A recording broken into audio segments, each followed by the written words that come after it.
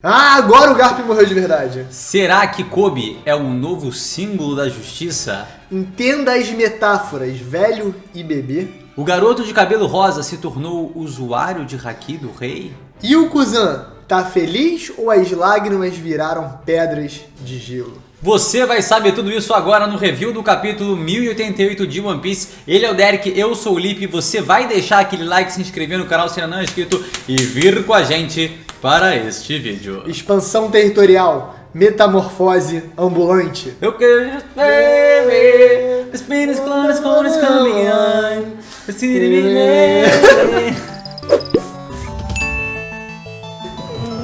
Você está numa situação periculosa e você pode salvar um bebê, um velho e você. Qual é a sua decisão? Tanto faz. Toda vida é igual. Não. A vida de um velho não é igual à do futuro. Porque o velho não tem mais tanto futuro. Etarista. Assim, é uma grande metáfora, uma grande ironia, mas o fato é que a visão do Garp não empurra só as aulas, né? Empurra também a realidade, porque no futuro distante, quando o Garp for um velho e sentir que ele não tem mais papel no futuro, ele certamente vai sacrificar pela nova geração. Um capítulo muito bonito porque ele traz a primeira reflexão dele sendo respondida no final. Então, é uma metáfora que é muito óbvia, né? É óbvio que você vai colocar o Kobe no lugar do bebê e o Garp no lugar do velho. E eu acho que talvez seja uma preparação para o que o Oda tá querendo fazer, te preparar emocionalmente para a morte do Garp. Só que justamente, o Oda é... Não, isso aí é discordar mesmo, continua. Ah, tá. Só que, óbvio, o Oda é um mágico, né? Ele começa a balançar uma mãozinha com a outra, ele faz as paradas e aparece com o truque na sua frente. Ou seja, talvez toda essa preparação, toda essa metáfora, toda essa temática não seja só pra elevar o peso emocional do fim do Garp, e sim pra te enganar e te convencer que o Garp foi de base, quando na verdade ele vai sobreviver. Nem que seja por mais um pouquinho. Agora eu concordei. E o título do capítulo é A Última Lição, algo que dá mais a entender que sim, Garp irá, ou foi já, né, de vala. Mas pode ter um significado muito mais profundo do que a morte do personagem. E a gente vai entender isso em breve. Vem com a gente, fica conosco. E a gente tem basicamente um resumo do que aconteceu lá no capítulo 1059, que acabou resultando em Kobe preso pelos piratas do Barba Negra. A gente achou que tinha sido uma negociação mais tranquila, porque o Rayleigh interferiu, mas no final das contas, Kobe se colocou em perigo para salvar 800 marinheiros e um grande navio de batalha. O que faz super sentido com a primeira cena desse próprio capítulo, porque para ele, todas as vidas são iguais. Então, a vida de um marinheiro vale muito menos que a de 800 e um navio ainda. Só que a gente sabe que, na verdade, no universo de One Piece, um grande combatente pode valer por mais de 10 mil pessoas. E o Barba Negra, que não é bobo nem nada, tava de olho, reconhece o título de herói do Kobe e sabe que pode usar ele como uma excelentíssima e gigantesca moeda de troca. Isso é algo que ele vai querer fazer. Ele estava querendo se tornar um reino legítimo ao entregar o Kobe. Então ele aceita, né, libera ali os outros marinheiros e o Kobe vem com ele preso, aprisionado, mas preparado para fugir. E o Barba Negra é muito astuto, né? Ele fala, o Kobe tá se achando muito, mas na cabeça dele ele tá assim, ó, din, din, din, din, din, é isso que eu queria. Porque, cara, vale muito mais um grande soldado do que 800 restolhos. É bom também como a mais velha geração, representada pelo Yamakage, fica ali paradinha, né? Infelizmente, vai ter que rodar 800 aí, não posso fazer nada. Quando o jovem Kobe se apresenta e fala, não, eu vou no lugar, ele fica, Capitão Kobe, e aí chega o outro cara e fala, ele dá sorte, tipo assim, deixa ele fazer o que ele quiser, tá tudo bem. Inicialmente estava como? Com um chardão? Tô vendo ali 300 dos meus soldados serem sequestrados. 800.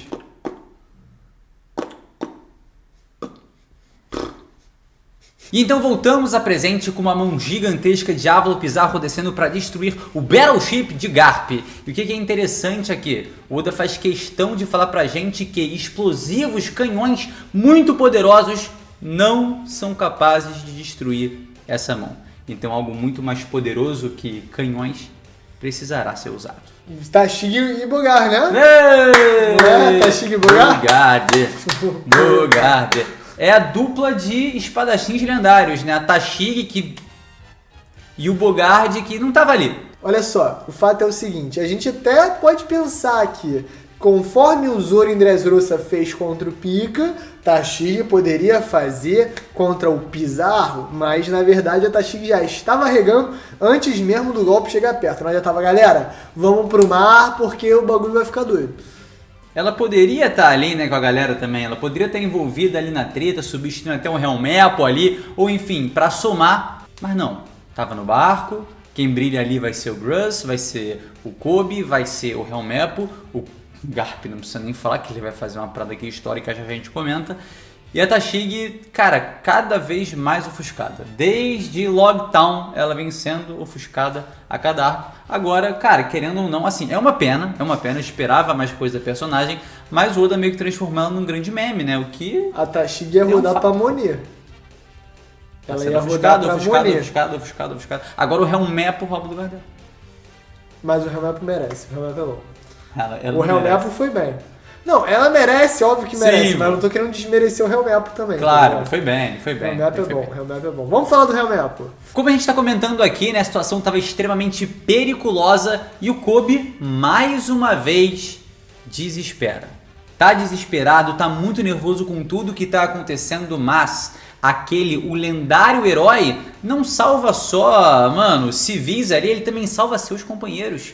Ele tá lá pra amparar os seus sucessores. O Garp, com poucas palavras, já motiva eles, já deposita fé neles e faz o Kobe confiar novamente em si. Ele tava duvidoso ali, não sabia se conseguiria destruir a mão, mas com a palavra de seu mestre, ele aceita e fala: meu irmão, eu tenho que ir pra cima. E a partir desse momento, passa a confiar mais em si. Foi quase uma pré-eleição do Pofechou do Luxemburgo. Vai, você aqui, você ali, olha só, Kobe, vamos fazer um pra cima, vamos lutar intensidade e você não pode arregar. Marcelo, você consegue jogar de meio. Marcelo! Porque desde o capítulo passado a gente já viu que o Garp tomou muito as rédeas da situação quando ele percebeu que o Kobe estava destabilizado emocionalmente e tentou puxar ele de volta para o combate. Agora ele está colhendo os frutos, porque o Kobe está disponível e está ouvindo o seu mestre, e esse momento é uma virada vital, porque não é só o momento que o Garp decide fazer a distração para poder salvar todos, é o momento que o Kobe decide que ele é capaz de ir para cima.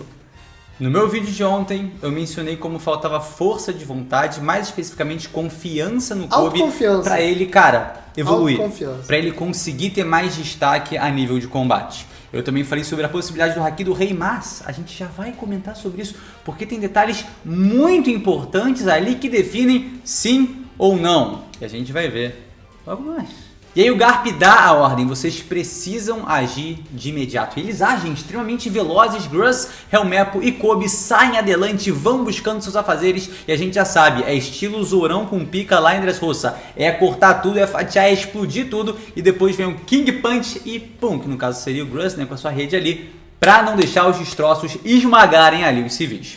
As funções são simples. Kobe derrota a mão, Prince Gruz segura os destroços e Helmepo garante que os dois vão ter caminho livre para agir. Boa, seu Garp! Liderança nata do Monkey D. Garp, os caras já obedecem sem questionar absolutamente nada. Ele tem aquela força na voz, ele tem a lenda, ele tem o respaldo de ser um herói lendário e ele vai pra cima também. E a gente já pode começar a notar aqui, né, que a galera do Barba Negra começa a achar graça, os piratas ali, falando que o Kobe é um herói, né, meio que ironizando ele, tipo assim, cara, o que esse moleque acha que tá fazendo? Essa lenda em cima dele é apenas uma fábula mentirosa, fictícia. O que tá acontecendo aqui? E o Kobe logo vai provar que sua lenda, que seu título, que seu epiteto de herói, não, meus queridos, não é a mínima farsa. Quando eles começam a entrar em ação é até uma brincadeira interessante, porque você, leitor, eu, leitor, a gente tava desacreditado. A gente falava, pô, esse Kobe aí, pelo amor de Deus, tá difícil, né? O cara só olha, só fotografa.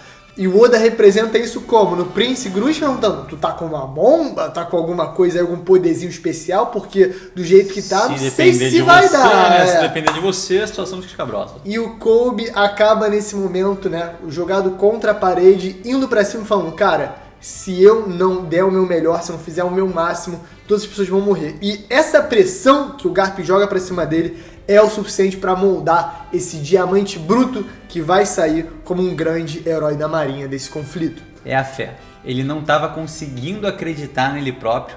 O Garp deposita essa fé nele e ele passa a acreditar no que o Garp acredita, que é no Kobe. Então ele passa a acreditar nele próprio e por isso ele vai desferir o golpe que desfere e vai ser história.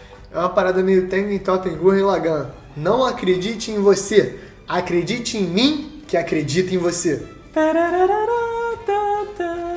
E nas outras vertentes, fora o Prince Gruss e também o Kobe, a gente tem o Helmeppo ali dando aquela cobertura necessária, cortando a bomba que estava vindo explodir neles. Helmeppo executando um excelente papel, mas absolutamente nada comparado a Monkey D. Garp, que resolve ali se movimentar de verdade, frente a frente a seu primeiro discípulo, Kusama. É interessante porque o Kusama chega até devagar, né? Ele chega até olhando e falando, Garp, achei que você estava muito lesionado. E o Garp aproveita essa pequena abertura porque ele sabe. O Garp sabe que a estamina dele, a vitalidade, não é nem próxima do que era antigamente. Justamente por estar nessa situação, ele usa uma tática que só a experiência poderia dar para ele. Uma pequena brecha que ele pudesse atacar com força máxima para ter o máximo de eficiência possível. E que velocidade absurda. Nem um próprio almirante Aokiji, né, no caso ex-almirante Aokiji, que deve ter um haki de observação excelentíssimo, conseguiu prever aquela ação, conseguiu acompanhar aquela velocidade monstruosa que vai como um zigue-zague insano. A gente já viu Kizaru sendo extremamente veloz, a gente já viu o Sanjasu sendo extremamente veloz, mas eu tenho que dizer que, cara, o Garp, aos 78 anos de idade, não deixa de ficar parelho a esses caras. É tipo um ultra Geppou, né? Tipo, é o máximo da capacidade física que um verdadeiro herói da marinha consegue atingir. O Garp é o ápice do que um ser humano normal consegue atingir, porque ele não tem fruta e não tem outras habilidades que vão além do que o cara treina. E ele treina muito a perna, ele treina muito o braço, ele treina muito o soco dele. E é tudo isso que envolve os maiores poderes do Garp.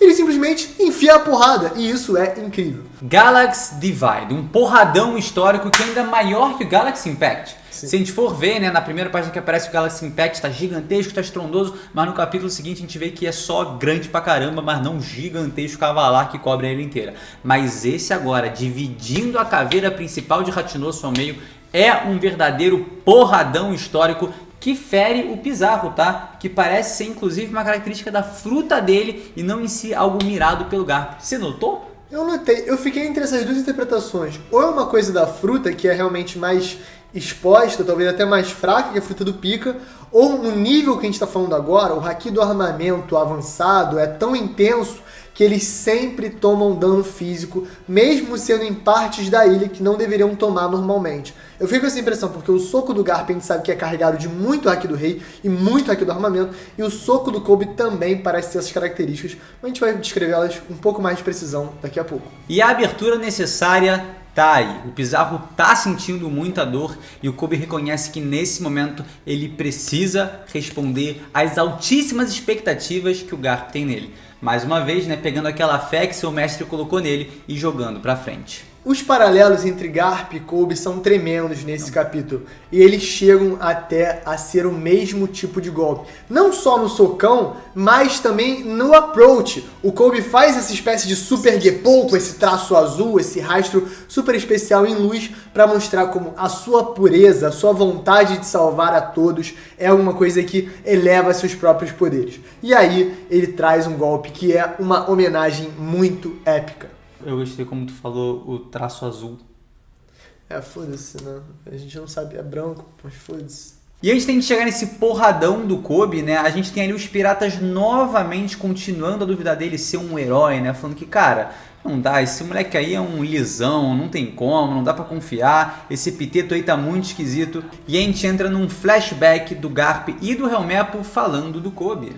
A gente sabe que o Kobe era um tampinha insignificante na marinha quando ele entrou, mas lutando sob o Garp, ele quis se esforçar ao máximo porque ele sempre teve essa empatia, esse altruísmo além da própria pessoa. E aí ele acha que tem que treinar 100, 200 vezes mais que uma pessoa normal para ser digno do posto que ele conquistou. E isso é o que ele realmente faz. Um paralelo que é o Garp ensinando ao Kuzan no passado e agora o Kobe sozinho indo por esse mesmo caminho, sem ter que ser levado, porque ele tem dentro de si a verdadeira honra de um marinheiro, a verdadeira honra de um herói. E a gente puxa, né, o discurso do Garp no capítulo passado, que a gente tem ali, né, no querido Brand New, falando que ele era um cara normal, que treinou muito para alcançar esse nível, mas assim, vamos lá. normal o Garp nunca foi, né? Quando ele era pequenininho, ó a imagem, ó, já sentava a pau e domava tigres. Então ele pequenininho já era forte pra caramba, obviamente pode também depender da determinação dele, que já vai ser gigantesco e tudo mais, mas o Kobe é verdadeiramente comum, né, padrão. Ele é, cara, muito normal, muito medroso também. Ele até antagoniza um pouco o conceito de grande herói, porque ele se borrava de medo. Isso é muito legal. Ele se borrava de medo sempre, mas ele reconhece isso e por isso ele precisa treinar 10, 200, 400, 1 milhão de vezes mais que os outros se ele quiser realizar seu sonho. Então, se a gente pegar uma metáfora para o Rock Lee dentro de One Piece, a gente tem o Kobe. E é legal porque bate exatamente com o que o Garp falou no início do capítulo. Um jovem tem potencial infinito, mesmo que seja um jovem tampinha que era simplesmente um capanga da Alvida. Uma mão contra uma formiga, a escala colossal do conflito é representada, mas isso aqui não é sobre tamanho. É sobre uma mão contra a outra, um punho contra outro. Na metáfora ali mencionada, em que parece que há uma colossal diferença entre os dois, uma distância enorme, é um pouco enganosa, porque é simplesmente uma mão indo contra a outra. Tá todo mundo absolutamente desesperado. O que o Kobe tá indo fazer contra alguém nessa escala desse tamanho colossal? Só que há um homem que não duvida, que tem um sorriso no rosto. Na verdade, agora há 2 homens que têm plena confiança de que o Kobe vai conseguir. Honest Impact, agora não há mais dúvida. O estilo de justiça futura do Almirante Kobe vai ser a justiça honesta, justamente o que a gente vai precisar quando a Marinha se reformular depois do grande caos que vai ser a guerra final de One Piece. Mas, antes de a gente chegar lá, a gente tem que comentar. Ter o Kobe como o herói, a cara da nova geração, é vital, porque senão vai acabar a Marinha, pô. Só vai ter babaca. Fugitora não existe, né? Não, vai acabar, pô. Fugitora aposenta, pô. Tá velho. O futuro é um grande frota, pode anotar e me cobrar. Não, eu acredito 1000%. Ah, tá, beleza. E o Aramaki, redenção? Redenção? Não? Não. Tá bom. O poder é magnífico, a explosão é fantástica e o braço de Pizarro é completamente destruído. E aqui a gente entra novamente nas 2 interpretações que a gente discutiu agora há pouco. Uma é: a Shima Shima no Mi, ela tem uma condição um pouco diferente da fruta do Pika, por exemplo. Por quê? O Zoro cortou os braços do Pika e o corpo dele ali, né, o original, não estava sentindo nada. Agora o Kobe dá um socão, quebra o braço ali, né, da estátua, por assim dizer, e o Pizarro tá sentindo. Então assim, pode ser, cara, você criou um braço gigantesco de ilha. Se você quebrar esse braço gigantesco de ilha, você vai sentir uma dor no seu corpo original. Ou pode ser que tenhamos aí, né, a usabilidade do Haki do armamento avançado, que pode estar gerando essa condição na fruta e fazendo o seu usuário se ferir. Essa minha interpretação é baseada em 2 coisas principais. A primeira é que eu não acho que a Shima Shima no Mi seja desevolução da fruta da pedra. Ela parece ser uma evolução, e uma evolução mais fraca não faria muito sentido. E a segunda é que o Oda especificamente fala que os canhões não afetariam a fruta da ilha. Então, mesmo que os canhões não sejam fortes, eles dariam uma espécie de dano. Talvez o Pizarro sentisse. Mas só 2 tipos de golpe afetaram o Pizarro, que são da mesma natureza. Haki do armamento avançado do Kobe e Haki do armamento avançado com Haki do Rei avançado do Garp. 2 cheios de Haki que pegam ele em cheio. Mas espera aí, você está querendo me dizer que o golpe do Kobe não tinha revestimento de Haki do Rei? Eu não vi, especialistas me falaram que não tinha uma onomatopeia célebre que indica isso. Então, eu vou ser bem sincero. Eu estava realmente esperando que o Kobe fosse revelar o Haki do Rei durante essa batalha, ou pelo menos durante essa situação que estava sendo criada, né? Meu vídeo de ontem eu mencionei sobre isso, eu estava com muita fé. Quando eu li o capítulo eu falei, está se construindo mais? Não. Até segunda ordem, o Kobe não tem Haki do Rei, porque a onomatopeia fundamental de biribiribiri, que é quando tem o Haki do Rei, não está sendo utilizada. Eu, inclusive, ouso dizer que, se fosse para ter Haki do Rei nesse golpe, o Oda colocaria ali uns quadrinhos, um quadrinho só, com uma galerinha ali mais fracassada do Barba Negra desmaiando. Então, a gente meio que fica nessa, né? Ainda A não confirmado. gente tem tempo, na verdade, né? Porque se esse é o Honest Impact, talvez exista um outro nível de impacto que aí sim vai ter o Haki do Rei na luta final, ou que seja, tipo assim, o God, Honest Impact, alguma parada assim. Desonesto. Impacto do Buda. Agora eu faço parte da Marinha, impacto desonesto. Desonesto, vacilo. Impacto corrupto. Ainda acho que o Kobe vai escalar em poder e o Haki do Rei vem aí. Vem sim. Agora, positivo, o Kobe tem uma naturalidade com o Haki da observação, porque a gente viu lá em Marineford ele despertando, ouvindo as vozes dos marinheiros desaparecerem conforme eles morriam, e agora ele mostrou muita afinidade com o Haki do armamento. Então vai se montando aí um monstro, um pequeno monstro. René Simões já tá esperto. Ninguém vai pegar essa referência. Você lembra do René Simões falando do Neymar? Lembro. Estamos criando um monstro. Tá bom. Nesse momento eu queria estar errado, porque eu queria estar certo anteriormente no meu vídeo de ontem. Só que a gente precisa também desmitificar um pouquinho uma parada que é os raios negros, né? Muita gente ainda comenta que os raios negros são do Haki do Rei, só que não. A gente pega esse exemplo aqui, por exemplo, né, do Sabo contra o Jesus Burgers, em que a gente vê os raios negros, mas vem cá. Até onde a gente sabe, nenhum dos dois foi confirmado ali com o Haki do Rei, né? Então assim, mais uma vez, até segunda ordem, sem a onomatopeia biribiribiri, não é a Haki do Rei. Não dá pra confirmar. Eu queria que fosse. Eu fiz os rapazão acreditando que... Vai ser. O Kobe Giga Chad vem aí. Vamos chorar falando de risada? Porque desde aquele momento, quando o Kobe começa a acertar o golpe e Garp começa a gargalhar, a gente gargalha junto, a gente tá feliz, é uma grande vitória. Mas a gargalhada do Garp não é porque a luta tá fácil. Pelo contrário, provavelmente Garp gargalha no momento que ele é empalado pelo seu ex-aprendiz. Como um verdadeiro D, ele ri perante a morte. E no caso, pode ser uma morte muito trágica. Mas morreu mesmo! Não morreu. A gente estava discutindo isso antes, assim, o Derek tá mais convencido que ele poderia estar indo pro valão. Eu acho que ele não morreu, até porque no final do capítulo a gente vai ver que o destino dele é incerto, desconhecido. E se a gente pegar o capítulo 1059, a gente vai ver, o destino do Kobe também era desconhecido. Seu paradeiro era desconhecido. Mais um paralelo com Monkey D. Garp.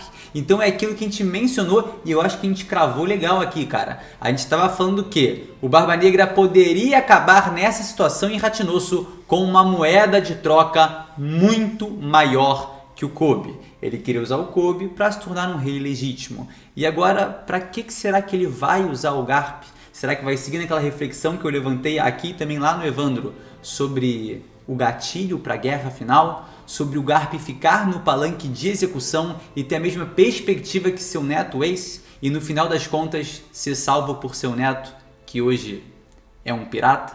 Será que isso estaria uma reflexão interessante para o personagem? Agora, para o panorama político de One Piece, a gente tem muitas especulações interessantes. Realmente, o que me convenceu que o Garp não morreu, por mais que toda a temática, toda a metáfora do capítulo aponte para isso, é a sua projeção futura como um item valioso para a troca, para a barganha do Barba Negra, que é toda a parada dele, né? Ah. Ele vai barganhando, ele vai trocando, esse puxa Chichibukai para Impel Down. Kobe pega Garp. Perfeito. E agora, mais uma parada importante. Os Gorosei, Insama, prefere Garp vivo ou Garp morto? Porque a gente sabe que a Marinha quer o Garp vivo. Seria hiper frustrante e humilhante para Sengoku e outros membros do alto escalão, porque Sengoku esteja aposentado, ver o grande herói falecer. Ainda mais na mão de piratas terríveis como Barba Negra. Agora, será que Insama não quer apagar mais uma ponta solta que estava lá no Saint God Valley?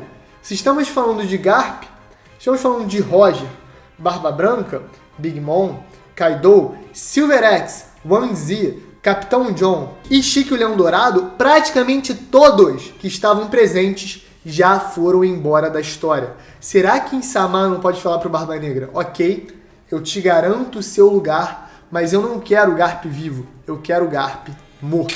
Bom, e retomando um pouco aqui, né, a gente tem o Helmepo salvando o Kobe, parabenizando ele por ter feito, cara, um excelentíssimo serviço, e o Garp tem a sua missão concluída. Parece que desde o princípio essa era a sua intenção, esse era o intuito da sua passagem por Ratinosso, se sacrificar pelo futuro. E aqui entra a minha interpretação para o que é a sua última lição. Não é a última lição que ele vai dar na vida para o Gruz, pro Helmeppo ou pro Kobe. É a última lição que ele vai dar pro Kobe, pro Gruss e pro Helmeppo antes de deixar eles herdarem essa geração, antes de deixar a nova era começar. Agora todos eles são o futuro da Marinha. Eles não precisam mais de lição de um velho. É um super clichê, mas eu acho que é muito verdadeiro. O Garp se sacrifica não só pela vida do Kobe, mas pelo desenvolvimento dele. Agora o Kobe, passando esse sofrimento, vai poder amadurecer e ter muito mais confiança e autonomia no futuro, até porque ele não vai ter mais a sombra do Garp para viver. Ele vai ter que viver sozinho, achar as próprias soluções, próprios comandos, as próprias maneiras de segurar as próprias emoções. E isso aí, cara, é uma lição que não tem valor. Nesse momento, a gente está tendo o primeiro lampejo da ascensão do novo grande e lendário herói da Marinha, Gosho Satoru. E aí, com uns 1 milhão de paralelos acontecendo entre Garp e Kobe, a gente tem basicamente mais um aí, né? Que é, lá em Amazon Lily, o Kobe queria se oferecer para salvar todo mundo. E nesse momento, o Garp se oferece para salvar todo mundo. Vamos tirar 3 minutinhos para discutir o panorama político futuro de One Piece? Vamos lá, O que significa agora o Barba Negra ter em suas mãos o Garp? Porque, claro, a gente sabe que ele pode estar para morrer, pode estar morrendo, mas com a mesma tranquilidade, o Kuzan, que conseguiu sobreviver, mesmo com todos os golpes que ele tomou do Sakazuki em 10 dias, pode tentar manter ali o Garp vivo. Agora, mantendo o Garp vivo, quais são as prioridades do Barba Negra? Cara, as prioridades do Barba Negra agora seriam ascender ainda mais num quesito mais legal, talvez, porque assim... Rei do mundo. Ele já faz parte, né, do topo da pirataria mundial. Ele quer virar um rei legítimo. Pra quê? Pra escalar socialmente, né? Quem sabe até virar um Tenryubito.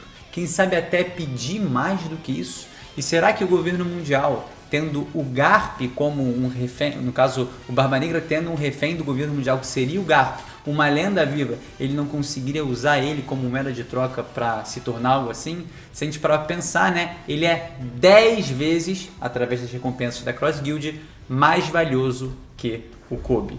E o Kobe já seria o suficiente para virar rei.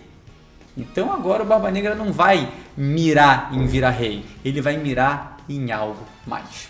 Um minutinho de viagem, assim, sendo bem sincero, eu já tô olhando muito no futuro, porque eu vejo o Insama um pouco volátil, um pouco infantil até, a maneira que reage às coisas, a maneira que não parece saber tudo, a maneira que o próprio Gorosei questiona.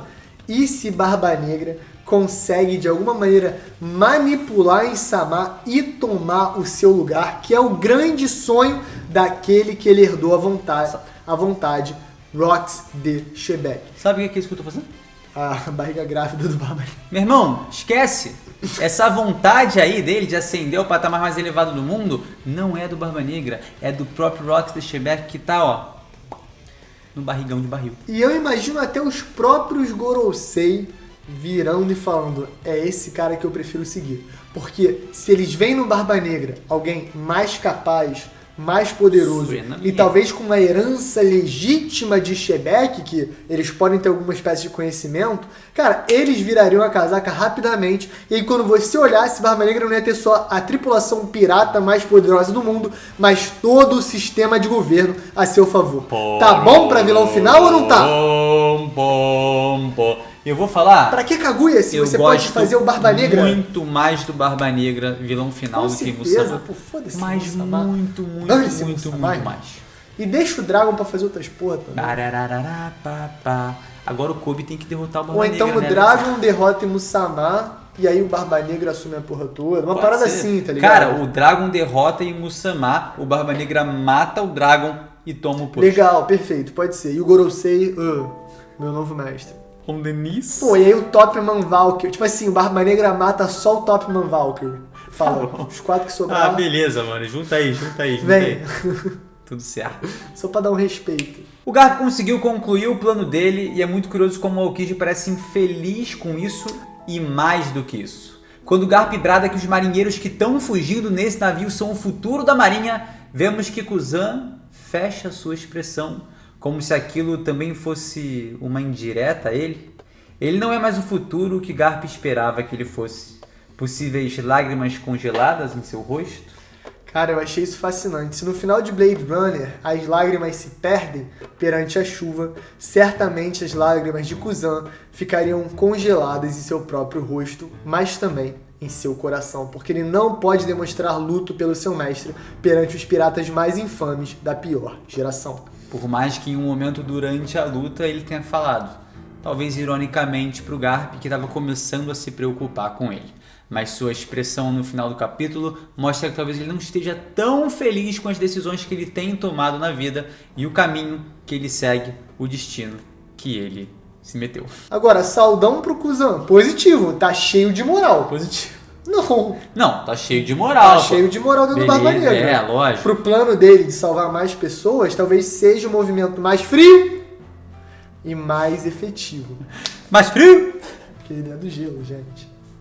E pra concluir esse capítulo fantástico, o Oda já puxa inteligente, né, cara? Ele é bom. A gente queria que já pulasse e tal, pra Egghead e tal, mas ele quer o quê, ó? O ganchinho. Terminou uma resolução da Marinha pra jogar a gente em Egghead, onde o que tá acontecendo? Uma frota gigantesca da Marinha já está nos arredores, chegando para lutar com o Chapéu de Palha. A grande barricada de Egghead. O que será isso? Será que a gente vai ficar um longo período preso ali dentro, com a marinha ali fora fazendo uma barricada? Será que Vegapunk não vai conseguir escapar e o complexo Egghead, na verdade, vai ser invadido pelo Gorosei e pelo Kizaru? O que será que diabos aconteceu em Egghead para o jornal estar reportando de maneira tão extensa e tão importante? Dá a entender, talvez, ali que os Chapéus de Palha utilizem a região como uma espécie de fortaleza e tal, e aí tenha um confronto ali, né, um cerco. Um cerco. Barricada é. Yes. Tá um cerco rolando. Tá. Pra onde você consegue escapar quando um cerco está sendo feito? Lugar nenhum, um cerco. Eles vão pra lua. Eles vão pra lua. É pra lua, galera. Vamos pra lua. O Lip já foi pra lua. É isso, né? É lua. Esse foi o vídeo. Deixa o like, se inscreve, dá essa moral. Lip na lua. Eu aqui avisando que, por favor, vídeo todo dia, todo meio-dia vai ter. Livezinha domingo. Vamos discutir esse capítulo intensamente. Tá saindo várias collabs, saiu no vídeo do Ale, vamos deixar na descrição aqui. E, galera, muito obrigado pela força, muito obrigado pela moral. Egghead vem aí, os capítulos estão insanos. E é isso, galera.